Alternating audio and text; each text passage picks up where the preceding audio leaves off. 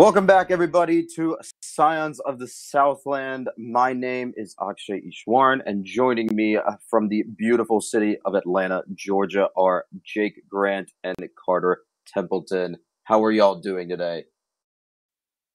Fine, thanks. Doing all right. Had a nice weekend in Charlotte. It was great. What'd you do in Charlotte? Oh, man. Someone forgot to silence their phone before starting recording. That I did.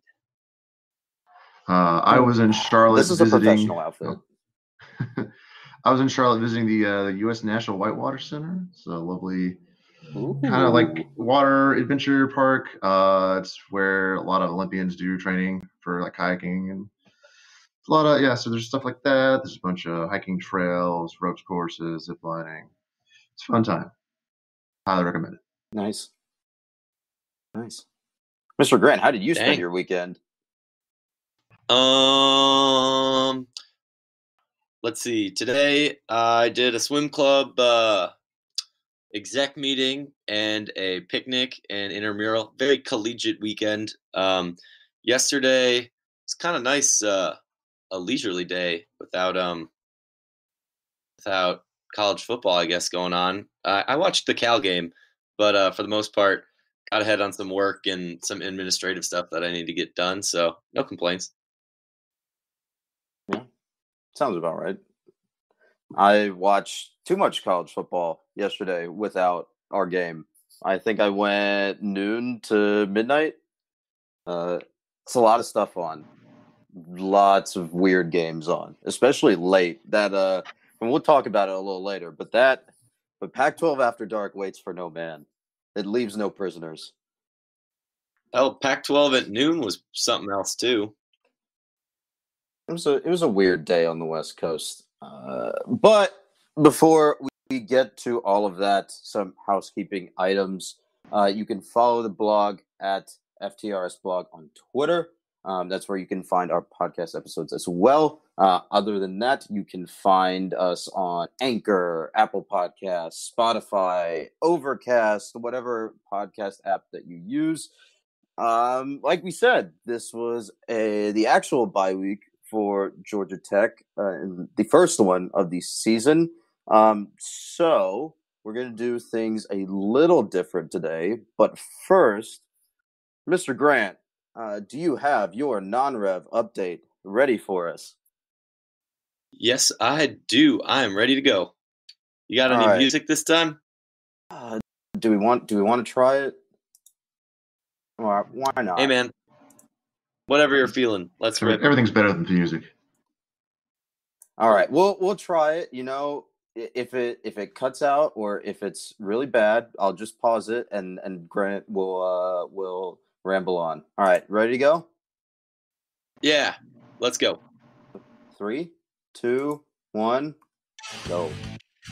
Cool. All right. So the biggest news on the weekend came out of my hometown, Chicago, Illinois. Georgia Tech was up at Olympia Field Country Club for the Fighting Illini Invitational. Georgia Tech wound up tied for first with Baylor. They were down going into the final day, but managed to pull out to a 4-stroke lead going into the back nine. But kind of stumbled down the stretch, and Baylor, who was leading at the beginning of the day, caught back up. However, 12 of the 15 teams there are in the top 30, including number 1 Texas. So definitely nothing to sniff at. We had 2 guys finish in the top 10, tied at 9. That was the U.S. amateur champion Toby Ogletree and Noah Norton as well. They did excellent. Cross country headed up to Boston, another big Midland city. The women finished 5th of 22. The men finished 9th of 21. Those were okay finishes. The women are pretty strong. No real complaints there. The men, I mean, about the same as last year. It's cold. They need to get used to running in different environments, so not too bad there. It's good that they're getting some good competition in. A weird observation, Boston College's women finished second, and the men finished second to last, which is very Boston College of them, because usually their non-rev programs stink. But I mean, I guess the rest of the competition was decent. The men did manage to edge out a team in the top 25, which Not that that's hard for them to come by, but is always nice to see because they're definitely the lesser of the two programs there. And then as for volleyball, split 2 games against the SEC, swept Arkansas, who I'm not convinced is very good, but it's their first Power 5 win of the year, so we'll have to take it. And then they fall to the team out east in 4 sets, 3 of the 4 of which weren't particularly close. And I guess the decisive 4th set, well, I guess it was second in the order, but Georgia kind of stole a close win, and that was kind of the difference there. But it was good to see Tech play some real competition and play them close. Again, always nice to be winners against UGA. I personally editorialize that we should play them home and home every year, but no one listens to me. And then last we got tennis. Kenya Jones and Vicky Flores did great. They won a doubles flight. Flores hasn't lost on the weekend as of whenever I last checked. So they look pretty good. Last year was obviously down for them after coming off a Final Four run. So hopefully they can get back to them getting past the first round, not being an upset. But with a top 10 singles player in the country and Jones and Flores looking like they're on fire, I think they could. I don't know about hosting over the year, but let's keep up what we saw. And then as for club sports, Georgia Tech hockey did beat the school in Athens up at the Atlanta Ice House in Marietta. They won 4-1, so it was a convincing win. So hopefully we lock down the Thrasher Cup again this year when that comes around, because that is obviously the state's highest hockey prize at the moment. So, yeah, I'd say not all great, but definitely a good week for Georgia Tech. Definitely a lot more fun to talk about than last week, boys. Yeah. So the music cut out halfway, and I didn't want to ruin your role, so we just kind of left it. All good, all good. It did not come through well at all, and when it did, Jake sounded very garbled. So, Cool. We'll work on it. This is a highly professional affair, and the person that was playing the music has been fired. So, we'll get an actual sound engineer to replace them. I've been waiting for Akshay to get fired for a while, so that's a happy day. But just kidding. You mentioned before that we are music people here on the podcast, Carter, and yes, Signs of the Southland is definitely a pro music podcast. We stand with the Mississippi State Band, so yeah, shout out them. Stand with all bands. Solidarity. Yeah. Oh yeah. We stand when they stand. And the band always stands. At least we beat Florida this year. I don't know if that's an accomplishment considering where that school is, what we've done recently. We'll have to check it out. What's up next, Akshay?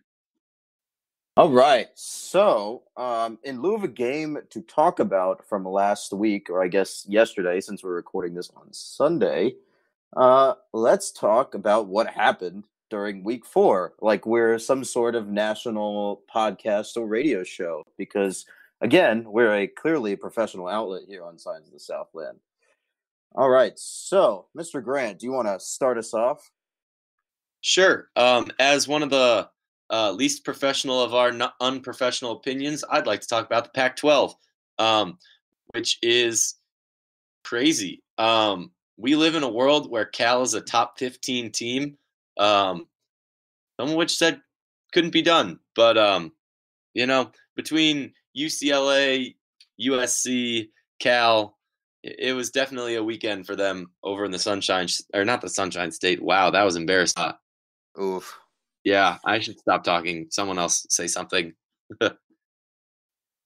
Carter? Oof. I went to bed seeing that Wazoo was pretty comfortably ahead of the UCLA Bruins, foolishly thinking that, they have this in hand. Nothing weird could possibly happen. Nothing weird. And in the Pac-12, coached by maybe the weirdest coach of this year or any year. And then I wake up and I see a tweet saying that they came back from a 37-point lead And I assumed this was some kind of joke and not the ode to the weirdness of Pac-12 After Dark that it actually was. Pullman is a scary voodoo place too.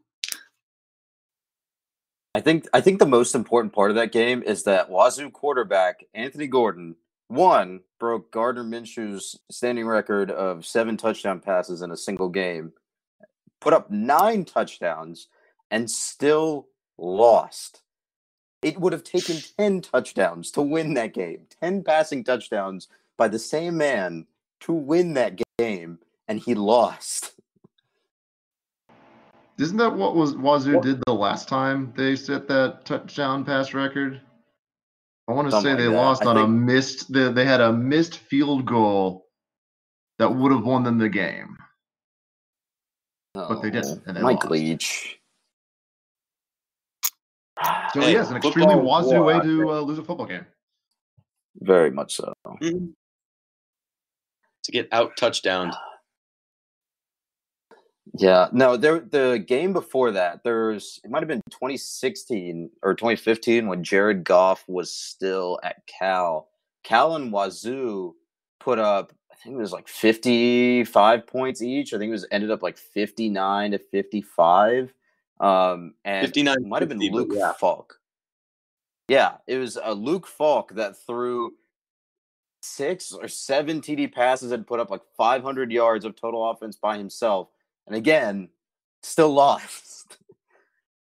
Yeah, I think Wazoo had like 812 or something stupid large like yards total in that game, let alone their quarterback. That's unfathomable, you know, but hey man, that's football. That's why they play the game to the end. Defense doesn't exist in the Pac-12 or the Big 12.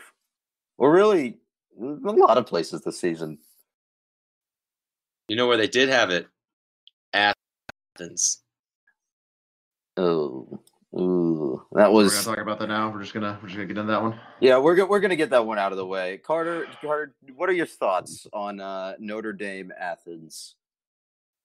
You know, coming into this game, I feel like the general thought was that Notre Dame was very overmatched.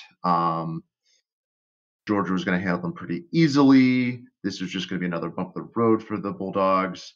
And what happened was really just that Notre Dame couldn't get out of their own way. And they had a chance at the very end to knock off Georgia. And they just couldn't get it done. But everyone's saying, oh, you know, Georgia's just so much better. And I saw 2 teams that were pretty evenly matched.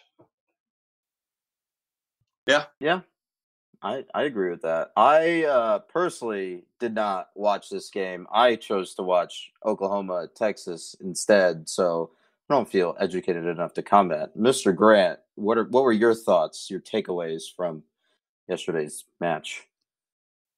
Well, I'm gonna preface this with I'm a noted Notre Dame hater. So that game was really tough to watch. But like obviously I had to root for Notre Dame. They looked very convincing in the first half. I thought Notre Dame might pull out to a couple score lead, in fact. But I don't know. If you're faking injuries to get some timeouts, that's probably a sign that maybe you're a little good. You're a little bit out of your element.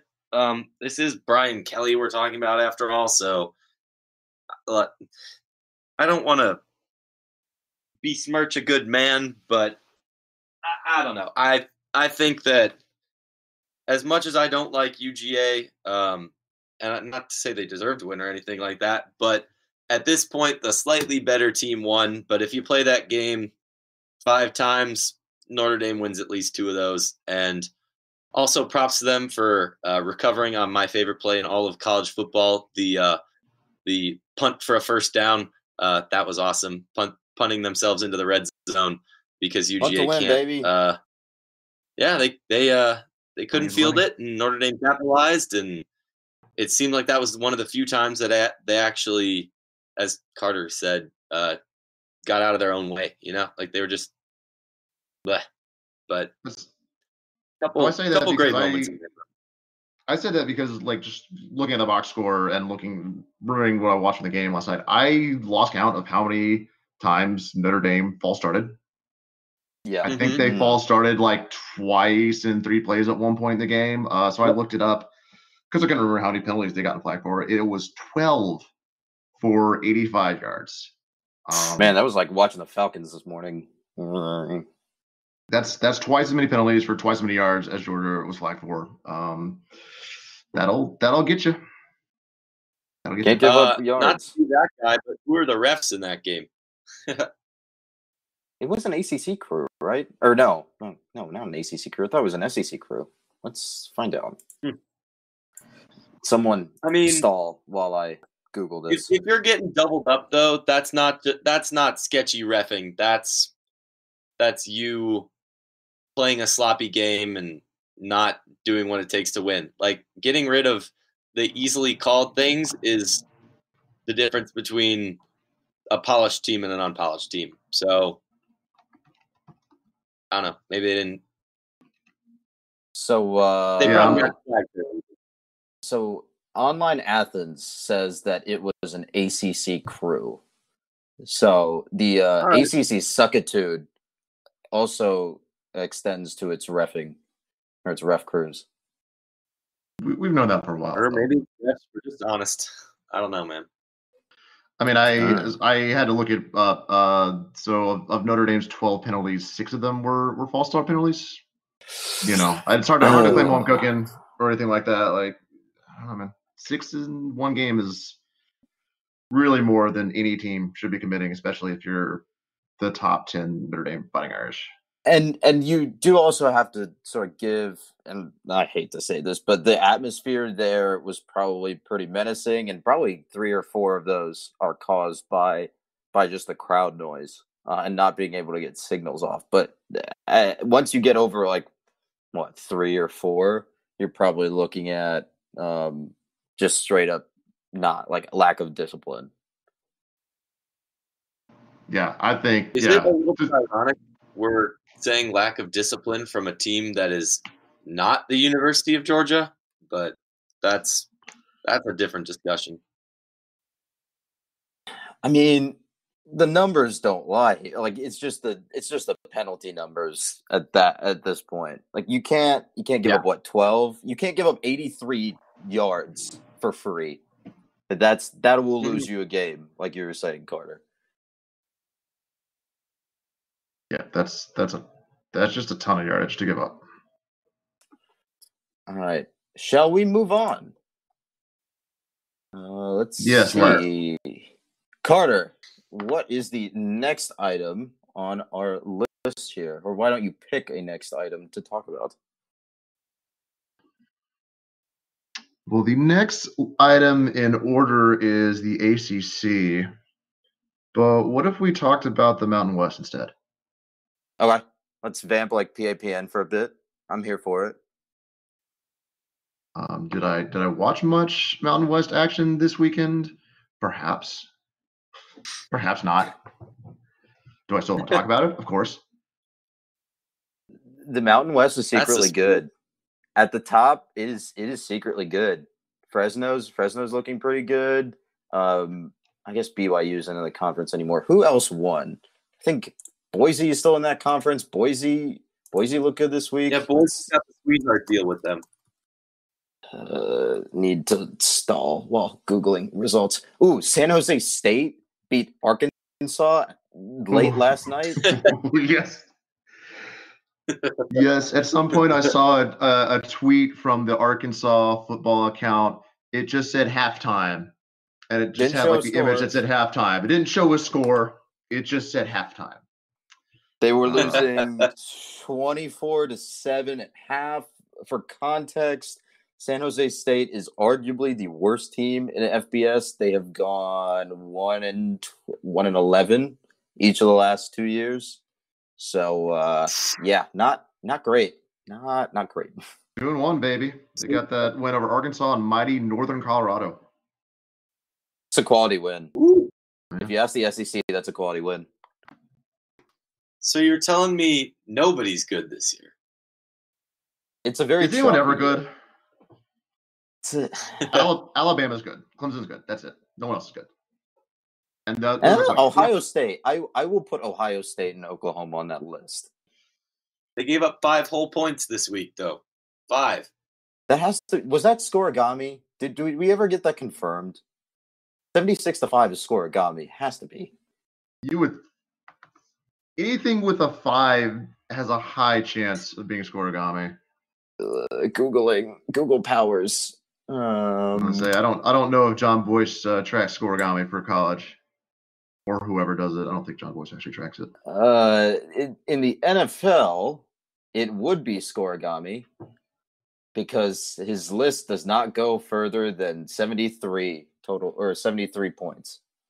I found something on Reddit, but it's only through 2016, so that's a no. I mean, what really happened before 2016? Can we confirm? Also, this is a terrible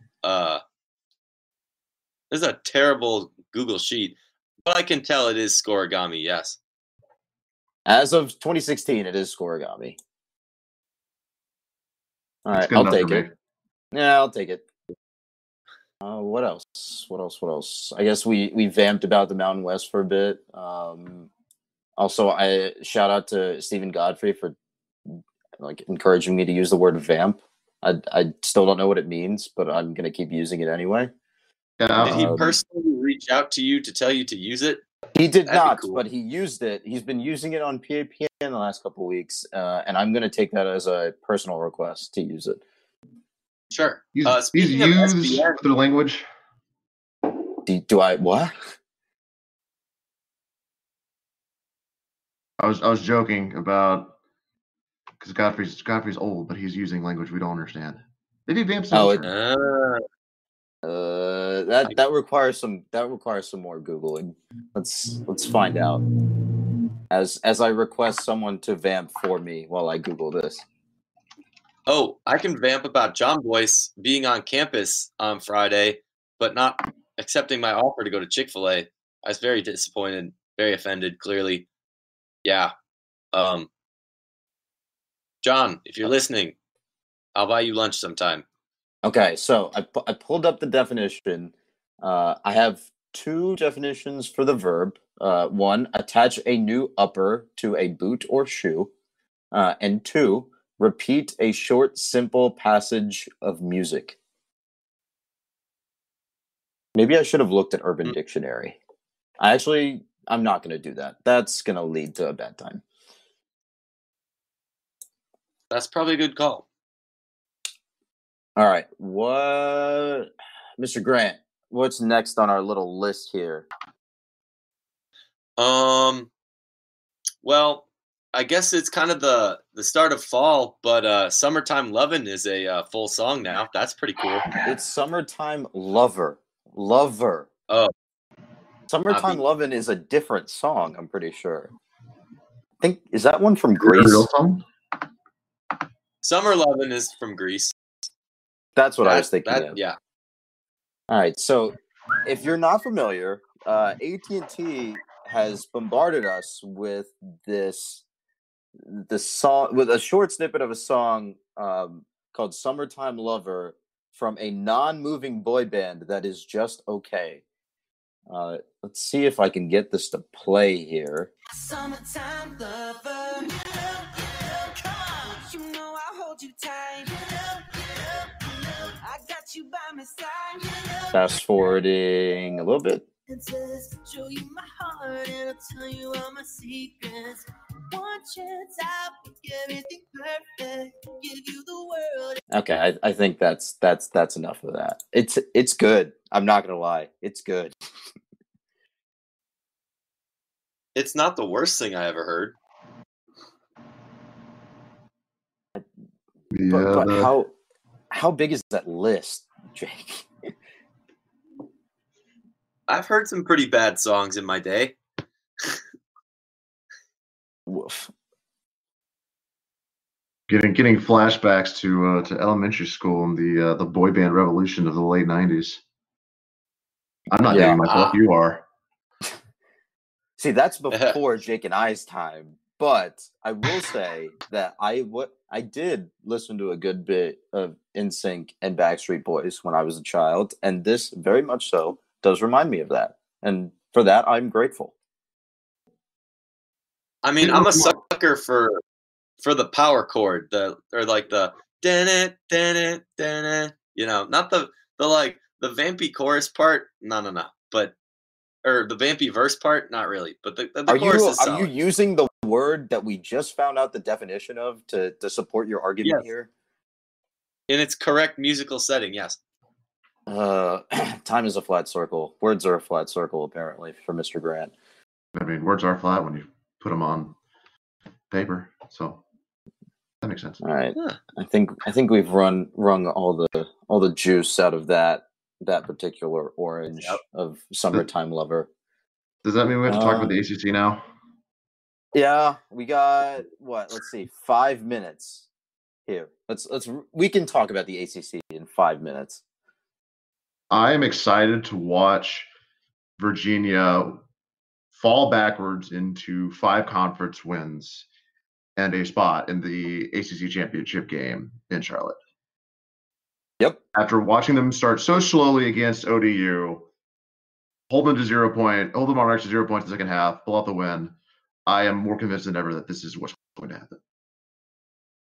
It's destiny.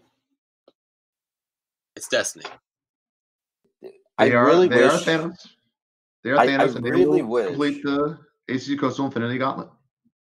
I really wish this was the year that everyone went 4-4. Really, really wish everyone was good enough, but also just enough of a dumpster fire to where everyone went 4-4. See, we're just not good enough to make that happen. But is everyone else bad enough? That's the thing. I think UVA will be just not bad enough on their own. I had to parse that in my head for a second. Sad.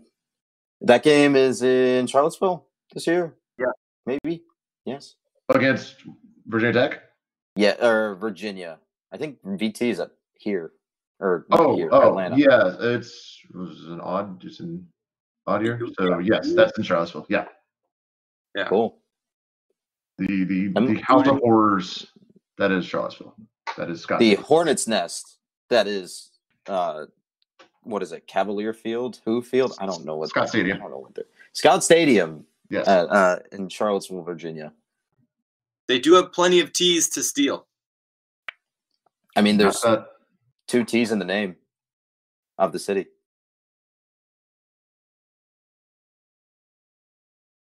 I had to think about that one. That was not very creative. We're gonna try better as we move forward through this episode. Stealing teas is vandalism, children. This podcast does not condone nor endorse any stealing of teas. So saith Carter. Hold on, let me go searching for something in my desk. I'll be right back. Yep, there they are. Yes, officer, this one right here. Openly admitting to defacing public monuments. What is he? What is that? Is that a knife, like a pocket knife, or a bell, or what? No, those are Definitely 5 T's from the manufacturing related disciplines complex. Oh, you milled T's for this bit? No. They were replacing the letters, so when they got rid of the old letters, I took them. Are you admitting to a crime on podcast air, live air? I was on that loading dock that they throw all their junk in the dumpster from. They didn't hurt nobody. Dumpster diving is not a crime, actually.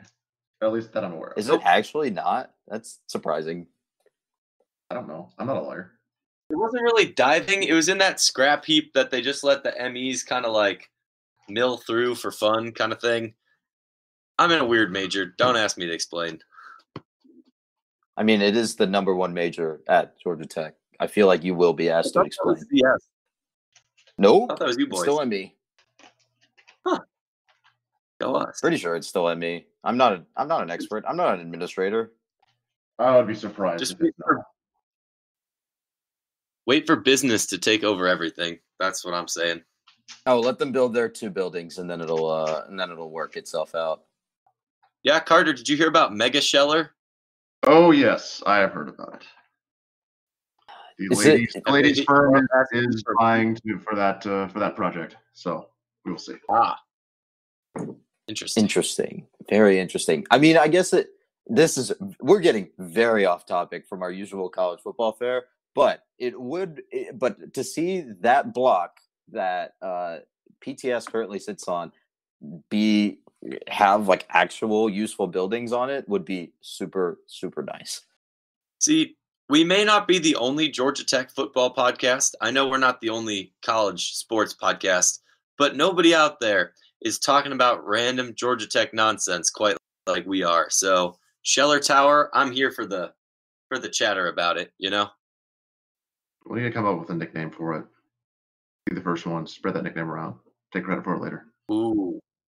We can be at the cutting edge of nonsense. All right. Shall we move on to talk about the game that is next weekend, which is versus Temple University, University of Temple? I never actually bothered to look up the official name. Temple University. Yep. Yeah, probably. Fun trivia, is Temple public or private? Public.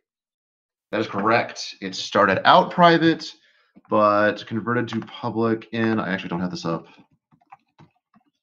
the early 1900s. One of the few schools to do so. I believe they were Baptist. They started out as a Baptist school, yes. Pitt is semi-public, I know. I'm not really sure how that works, but Pennsylvania is an odd place. The common thread between these two schools, Pitt and Temple, is that they both share stadiums with NFL teams and have trouble filling them.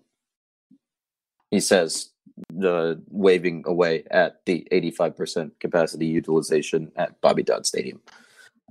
It's okay. It's not like we're going to play a bunch of games in an NFL stadium anytime soon. Wait. Does Atlanta have an NFL stadium? I thought that was just a soccer stadium. Yeah, they have a soccer stadium, and an NFL team just rents it. Yeah, cool. That's more or less how I would say that works. All right, so Temple University that plays at Lincoln Financial Field, also home of the NFL's Philadelphia Eagles, and sometimes other various soccer teams. I think the women's national team, U.S. women's national team, played there a couple weeks ago, so that's fun. Their last game was yesterday. It was a 16-point loss at Buffalo.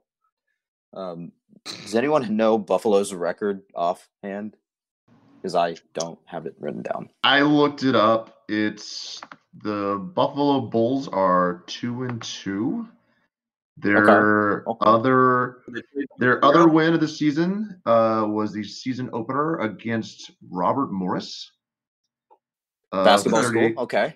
It's a 38-10 win for the Bulls. They followed that up with losses at Penn State, which and at Liberty. Ooh. Yeah. Not the good. Fighting freezes. The fighting medical chairs. The sitting freezes. I don't know. The farting freezes. Yeah, that's freezes. Yikes. All right. So Temple is 2-1. Hasn't played a conference game yet. Its wins are over, I think, Bucknell, which is FCS and Ivy League, so even less than FCS, and a weird win over Maryland. Maryland? That was a weird week. The more this season evolves, pound Syracuse. Oh, Maryland pounded Syracuse. 65-20, 63-20. The more the season evolves, the less that result makes sense. The Maryland Temple. Wait, I have a sound for this. I think. Let's see if it works. Okay, so it doesn't work. That's sad. Anyway, moving on. It was the soundbite from Brooklyn Nine-Nine, where Andy Samberg's character is like, guess who just got murdered? Oh, well, excited. Sullivan already does that, so we need to steal from him. Yeah. We crib bits and pieces here and there. Fair enough. Imitation is the sincerest form of flattery, in my opinion. Yep. Well, But yeah, so based on these results alone, I have no idea what to make of Temple. This is going to be. It's going to be a weird one because Temple is still very, very much an unknown in the AAC. I would say they're firmly in the AAC's probably like upper second quartile or upper second quartile. Because like you have UCF and what other team am I thinking of? SMU. Is SMU AAC? SMU is actually good now. Yes, they are AAC. Yes.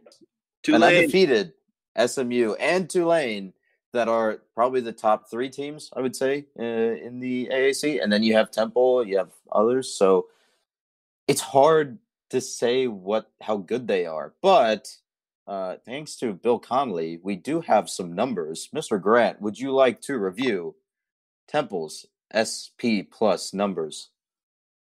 Yeah, so Temple's at a 5.7, which puts them 46th in the country. I guess that makes sense, but it also doesn't. And then on offense, they're at 22.6, which is not that good. And on defense, they're 16.5, which is good. Knowing Jeff Collins' pedigree, and he spent 2 years there, I can't say I'm surprised that their defense is skewed way up. And knowing Dave Patnode and his experience last 2 years there, I can't say I'm surprised that offense is skewed way down. And then they're pretty abysmally bad on special teams, rounding themselves out.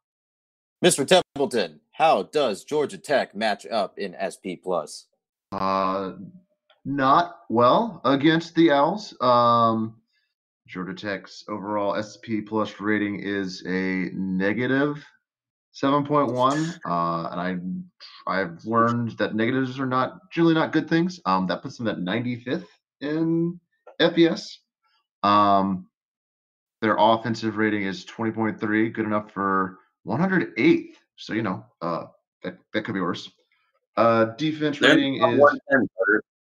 Huh? I said they're in the top 110. It's something. Spin zone, baby. Spin zone. You got to take the pauses where you can get them. Their defensive rating is significantly higher. Their rating of 27.3 puts them at number 61, which is top half, which I don't know if that's one of the better ratings we've had in the past decade, but it feels like it, so I'll take it. Yeah. Are we doing special teams? The special teams is a minus 0.1. There are a lot of teams at minus 0.1. I was looking at that when I put this together. It's like I think this might be based on like ranking them alphabetically at minus 0.1 because they're all tied. But yeah, I don't. Well, that one makes sense because that would put Alabama near the top, and there's no way. Yeah, Alabama's history with kickers. This side note is very weird, and it's weird that one of the best teams in recent history does not have a serviceable place kicking game. Yeah, the kickers aren't good at running the ball either, which I don't think it's a necessity for a lot of teams, but for Alabama, apparently it is. So yeah, they very true. State both their kickers that can't make tackles either. So I guess that's just a general problem, though. Hey, a long time ago, Georgia Tech had a kicker that was great at open field tackles because no one else could block on kickoffs. I miss you, Scott Blair. Womp womp. I miss you. Womp womp. All right, so this morning the line for this game, or the spread for this game, opened at Temple favored by 8. SP Plus has it, if I did this correctly, Temple by 12.6, so that's significantly more. So where do we want to start the discussion on Temple? I got a couple notes here. Mr. Grant, what do you got for us? In terms of just general feel, I don't know. I don't think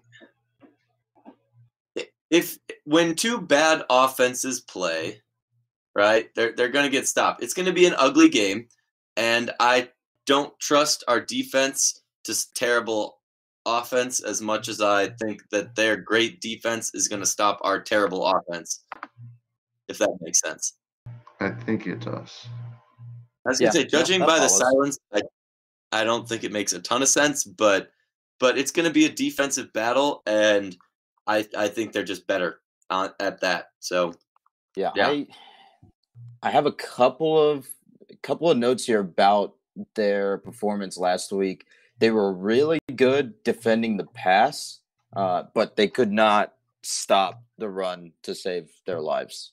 It looks like Buffalo just sort of ground them into powder. They put up 58 carries for 217 yards and 4 TDs. So, ground game super effective, and they get is super effective against them. Excuse me, and their secondary looks pretty good. So I'm looking at this box score, and 2 things jump out at me. First is that 8 people touched the ball total for Buffalo, which is surprisingly efficient for them. The second is that they did run up 217 yards on the Owls, but that was on 58 carries. So that's only good for about 3.7 yards a carry. So yeah, it's just they defended explosive plays well. That's what that seems to tell me. But it was the run stuffing that was not very effective. They just got pounded into dust based on those short yardage runs. So those dives, maybe a couple of off tackle runs, that sort of thing. But how did trick plays look? Because that's trick plays and losing yards coming out of the shotgun on third and short scenarios. That's where we make our money. I really, really wish I watched the game to be able to comment on that, because that is a very good point. Do we have anything else that we need to hit on Temple? I honestly haven't seen them play a full game of football in maybe ever, so I don't have a lot to say. Temple's quarterback's name is Anthony Russo. I figured he'd be busy directing Avengers movies, but he's also playing college football. Very impressive. He's just an expert at multitasking. He's very adaptable. He contains multitudes. I'm more of an Anthony Rizzo kind of guy, but he's close. Oh. Don't you have the Cardinals to lose to again? Oh, we did. 4 games in a row. Womp womp. All by 1 run. All right, so let's try to distill all of this Temple information that we presented into a couple keys to the game, to steal another thing from broadcast television. All right, Jake, if you had one key to the game for Tech to win, what would it be? Do that running thing that we used to do a lot of, because it seems like Temple's not too good at stopping that. Okay, seems legit. Carter, what's your key to the game? So a while ago, someone asked the mailbag, when would we know who the starting quarterback would be? And I said, they'll figure it out, sometime. Probably, they'll figure it out by day 1. I was semi-joking, and it's week 4 now, and they haven't decided that. So, hey, Jeff and co, it's time to decide. All right, just pick your guy. It's game 4. Like, you gotta decide. Yeah, I think I said somewhere or told someone that if Tech didn't pick a quarterback by week 6 versus UNC, the start of conference play in full, I would be pretty upset. But that was also before Tech lost to the Citadel. And yeah, it's time. You got to make that decision. You got to rip that Band-Aid off, regardless of who it is. All right, that aggressive keyboard punch sounds like Jake. Jake is also fed up with this quarterback situation. Oh, I'm fed up with the quarterback situation, but I had to pick up my phone because the internet just felt the need to tell me that Kyle Guy is writing for Streaking the Lawn, which is Virginia's SB Nation unit. And all I'm saying is if Harrison Butker's out there and he wants to write for From the Rumble Seat, we have more than enough room to take him in. You know. Fair enough. I thought we'd filled our kicker quota. Oh, no. True. For Harrison Butker, we got room. There's always room for you, Harrison. I hope you're listening. I really hope we'd gladly take like a Justin Thomas as a consolation. You know. I mean, no art here. All right. So, any final thoughts on the Temple Owls? Too much red. So I looked it up. It's actually cherry. Ugh. They tried to mix that. They tried to mix that with gray in their bowl game, and it was awful. It was one of the worst uniforms I think I've personally ever seen. Were they trying to look like Washington State or like what? I don't know. It was just bad, and I really don't want to look it up again because it was not good. It was not good. Well, now I gotta go check this out. I'm intrigued. Okay, well, come on. While you vamp, again, word of the day, about the Temple uniforms. Nope. Stop. Bad. They combined gray and black and like maroon. Ugh. Oh no. Cherry. Oh no. Bad. It was not good. It was very, very bad. Stop. All right, now I also have to look this up. This is just I wasn't gonna look this up, but now that's such a visceral reaction. Akshay, it was the lead pick. The first picture when I Googled Temple Bowl uniforms and clicked on images is the lead image from Akshay I for the Uniform Guy Bowl edition from the Rumble Seat. You're famous, bro. Okay. Well, I just have good SEO. Was that the week that I had a really good search optimization and I got featured by Uniwatch pulled my article because it was CFP related? Yes. Only because I put CFP in the URL. Yep. Yeah, that was a good decision by me. I'm going to give myself a pat on the back for the clutch SEO there. Teachers your ways. Yeah. Please teach me how to get more views on Yellow Jacket Roundup. Nobody likes non-rev. Just throw Clemson, CFP, Alabama, and some other assortment of a top 4 team in there. Put blockchain in there. That'll work. Blockchain, AI, and machine learning. In 100 no one knows what it means, but it's provocative. You gave them a D+. That's generous. Yeah, but I usually reserve the Fs for like notoriously bad things or Athens uniforms. Ah, yeah, that's fair. These are bad, but not notoriously so.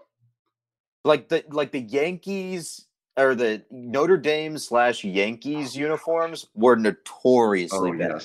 Yes. They got an F- from me, if I remember correctly. Those were terrible. I don't blame you. Awful. Bad. Very bad. All right. Unsubscribe. Yikes. Tasting menu time? ACC Coastal tasting menu time? Yes. All right, Mr. Grant. Do you want to guide us through the tasting menu? Yes, sir. We start off with going. Yeah, Friday, the early night game on ESPN. The worldwide leader is at Blacksburg to play VPSU. VPSU is favored by 7. Wow. No, flavored. Flavored is right. They're flavored by whatever makes that hokey stone. Thoughts? I feel like the Coastal is enough of a dumpster fire to where Duke covers 7. I actually feel good about that. It's weird. So this feels like a major gut check kind of game for Justin Fuente. I feel like it's a game that Virginia Tech probably maybe should win. Maybe not like on paper should win, but like Fuente, you should probably win this. but I could very easily see Duke taking this one. These are two not very good teams. It's going to be an ugly game. They're coastal teams. They are very mediocre. The Coastal is aggressively mediocre. Oh, well.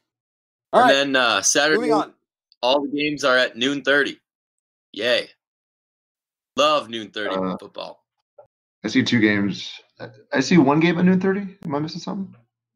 Oh, did I mess up the times? I'm looking at ESPN schedule, and I see 1 game at noon, 1 game at 12:30, and then a bunch of games at 3:30. Oh, good. Akshay. I just considered living over on the left coast. No. These are. I looked at East Coast times. I looked at Eastern times, and I only picked games with coastal teams in them. Oh, coastal teams. Okay. So these are the ones. So at Notre Dame Stadium, actually kind of cool. Not gonna lie, big fan of that. A 12:30. Well, is that a 12:30 kick though, or is it? Virginia Notre Dame is 3:30 Eastern. God, okay. I hate Pacific time. Oh, you bamboozled yourself. Good job. Jake, tasting menu. Continue. Let me live in my shame. Yeah. Delaware Pitt. There was no line on this one. There was no spread on it. The Pitt super weapon has fired for the year. Some might say, earlier than we expected, but it has fired, and we'll spend the rest of the season recharging. But that said, Delaware shouldn't give the Panthers too many problems. Yeah, Delaware over Central Florida. Pitt should win this. Pitt should win this one handily, like by probably a couple scores. But also, you have the possible situation where Pitt is in a letdown spot here after beating UCF. So I'll take Pitt since there's no spread on it. But I don't know. Maybe Delaware makes some noise here. I don't know how good they are. Fair. All right. Clemson at Chapel Thrill. Minus 28.5 on ABC. Minus 28.5. That's saucy. Is that enough? Well, you do have App State that just beat UNC by 3 and covered 3.5. Well, 1 outright, so obviously they covered 3.5. That puts the Tar Heels at 0-2 in their own state after their loss to Wake Forest. Yeah, I think Clemson runs UNC over. Give me Clemson by like 32 points here. Yeah, I feel that. Let's see what I'm score for. The real question is, what's the over/under on percentage of orange in that stadium? They can't fill it up on a regular day. So. How far is Clemson from Chapel Hill? 3 hours maybe. Oh, easy. No, it's further than that. If it's like a day trip, we're talking like a solid 50-60% orange, maybe. Got to keep in mind, most Clemson fans don't live in Clemson anyway, so they're already used to driving out there. Clemson to Chapel Hill is 4 hours 20 minutes according to Google. Nice. Whew. Blaze it. That's what Clemson is going to be doing versus UNC. Or to UNC. Gotta roll up the Tar Heels as well. Got it. Done. All right. One on the menu. Number 21, Virginia at number 7, Notre Dame. Notre Dame's favored by 11. Broadcasting company for that sweetheart deal that they've got. Yuck. Yep. Could be a lot of domers there. I mean, it is at Notre Dame, I think. Yeah. That is where you would expect to find a lot of domers. Yeah, true. UVA is the only decent team in this division? ? But I think Notre Dame probably covers this. It covers 11. My question, and the real question here is: are we going to get another gifable sad Virginia fan? I really hope so. Ooh. I hope so. That would be cool. I don't know if the Who's will get close enough for that to be a reality, but I would like it to be. I mean, I think it's I think it's within the realm of possibility because you have Notre Dame who's coming off of a very close loss in Athens, UVA who's coming off of a weirdly close win over ODU. It seems like potential for suckitude on both sides. I just want to stop and stare at this. This is a ranked Virginia versus Notre Dame game. This is a reality. Talk to your kids about a ranked UVA. This is reality in the year of our Lord 2019. We are all Cal is in the top 15. It's a weird world, boys. Weird world. Yeah. So I guess that about covers it for next week. A lot of teams in the Coastal are off. What is that? Miami's off. VT is off. No, they played. Oh, right. I need to learn how to read. 1, 2, 3, 4, 5. Yeah, I guess Miami's the only one that's off. No, you got another one. Us would be the other one. I count 6 here, including us, guys. Yeah, 7. So there's 5 on the sheet, and then us, and then Miami. So that's 7. Oh, yeah. Oops.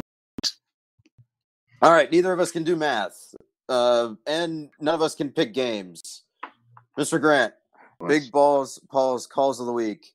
This is a really crappy slate this week. I think game day is going to Ohio State at Nebraska, which is a terrible pick. And one of the only ranked matchups is UVA Notre Dame. Not a great week.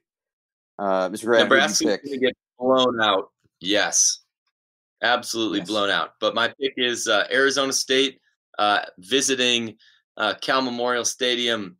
Cal's favored by 3.5. I think they win by more than that. I'm not sure if this is because Cal is good or everyone else is just terrible. But this is the world we live in, and you can tune in to find out for yourself at 10:30 p.m. on ESPN. But I'm picking the Golden Bears.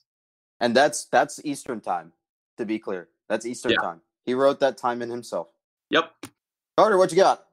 I did not prepare for this segment. I am not familiar with the BBPCW. So let me see here. Let me look up. No, I'm going to talk about. While Carter looks up a game, let me go for my pick here.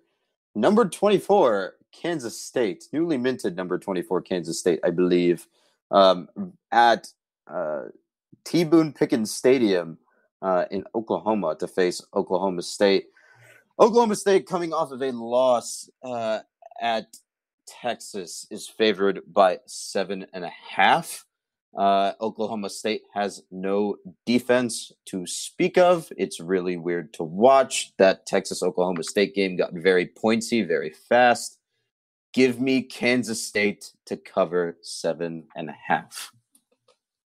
That is 7 p.m. Eastern on ESPN Plus / Big 12 Now / the streaming service that doesn't show you the line of scrimmage and first down marker, apparently. Cool. Things you love to see. Yeah. Carter, what you got? Okay.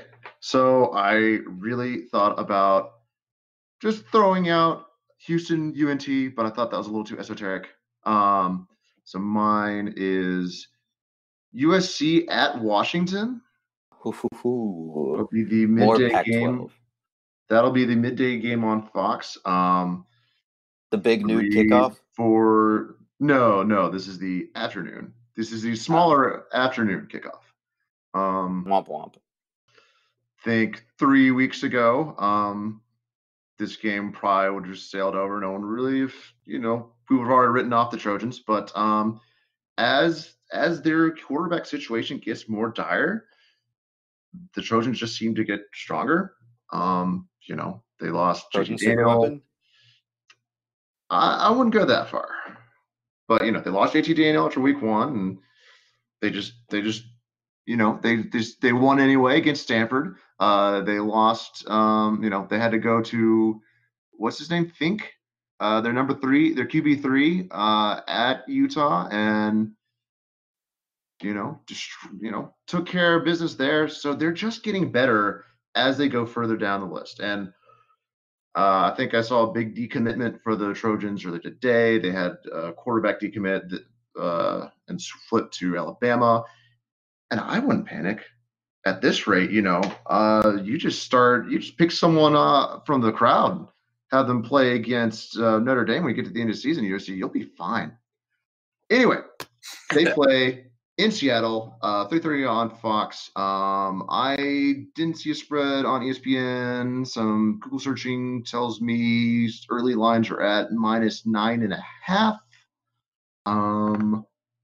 I didn't think this would be an important Pac-12 game at the beginning of the season, but now it's shaping up to be one. That said, I like the Trojans not to win outright, but I like them to cover 9.5. All right. Keep in mind that USC is the current Pac-12 South leader. So right now, you are looking at a Cal USC Pac-12 title game in Santa Clara. It's weird. If Washington beats USC and USC beats Cal, then that Cal upset of Washington with all that weather delay is all for nothing, and we're all back to where we started. Probably with USC still in the conference championship too, but we'll cross that bridge when we get to it. Man, the Pac-12 is weird. It's such just a not self-defeating. That's not the word that I want. It just cannibalizes itself. It is a really good football conference if you watch every game and enjoy the craziness, but then you realize that, wow, every team in this league might be aggressively mediocre. Yay! It's not as aggressively mediocre as our dear old ACC Coastal, though. I will say that. Coastal has that title locked up tight. Oh, yeah. And for that, we can all be thankful. Yeah, do we want to talk about that Bill Seek tweet real quick? Or do you just want to forget about it? Let's Carter, go for it. All right, so Bill Connolly, formerly of SB Nation Banner Society, now at ESPN, tweeted out earlier today the average SP plus ratings for each division. At the top, I believe, was the SEC West, as you could imagine, followed by the Big Ten East. Then a big gap, then a bunch of other teams, and then another big gap, then one of the AAC divisions, and then finally at 9 was the ACC Coastal. It's bad, y'all. It's bad. Notably, this list did not include the Big 12, mostly because they don't have divisions. I wonder where they would slot on this list. I have a feeling it's probably in that 12-1. For the Big 12? Yep. Okay, so they'll slot right in at 3rd. And so the Coastal moves to 10th. Yay. Not great. Not great. This division is bad. Very bad. That's better than the AAC East, the one that has UConn. It's true. Yeah. I mean, UConn is also 121 in S&P Plus. So wow, okay. Small bar to cross, I guess. I don't know. It can only go up from here. And with the Coastal, what up means is very much so up to personal interpretation. It's a process. Do we trust it? I did. Then week 3 happened. So answer unsure. Try again later. I would. That's about what we concluded last week, I think, Jake. Yep, and that's where we go to bed. All right, since it is, it's 9:30. It's little Jake's bedtime on the East Coast. Any final thoughts? I'm the big Jake now. Okay. Any final thoughts as we wrap up, or I guess begin week 5 in college football? Man, the season's already a third over, and that makes me uncomfortable. I don't like that. It's kind of sad. It's kind I of feel like depressing. we Not haven't gonna lie. learned anything yet. I am that idiot who will be going to Philadelphia this weekend to watch our beloved Georgia Tech Yellow Jackets take on the Tip Owls. So if y'all have any recommendations for me, at me at Magna Carta Live or hit the blog up. Ooh, at Magna Carta Live, I have a recommendation. Yes. Yes, Gino's on South Street for a Philly. Okay. I thought that was going to be the pizza place that got shut down on campus or near campus. No. Gino's Gino's is the Chicago chain, but Gino's Steaks on I think it's on South. Hold on. I'm gonna make sure I get you the real one. There's a fake What street Geno's? is that? Giving recommendations for a street with which you are not, or a city with which you are not intimately familiar is difficult. But I think it's on South. For time. Stalling for time. Yeah, just go to Gino's. It's good. All right. Gino's, the real ones. Definitely not like those fake fakers at Pat's.